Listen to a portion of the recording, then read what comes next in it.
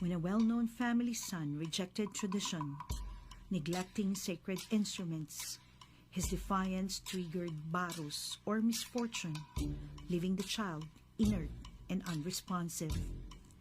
In the town of Nueva Era, Tingguian life revolves around sacred rituals and tradition, passed down through generations to preserve their culture and unity.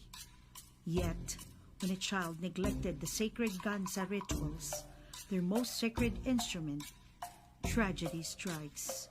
The child fell into a deep sleep and afflicted with barus.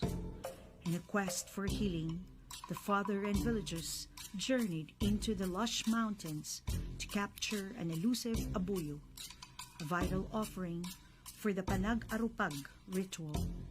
This sacred practice is not only restores the child's well-being, but also reinforces the importance of preserving Tingguian cultural heritage. Ar-arupag, a revered healer and elder in the community, immediately performed a healing ritual that involved sacrificing the abuyo.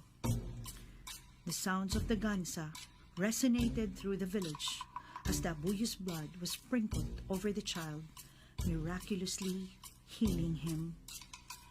The village celebrated joyfully dancing the Tadek, marking not only the child's healing, but also reinforcing cultural traditions, undeterred by the elusiveness of the abuyo. Ti kinatulnog ket ina tinaimbeg agasat, ken asawa ti kinaannad.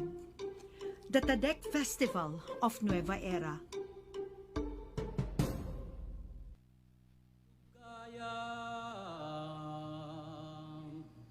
Ay ugayam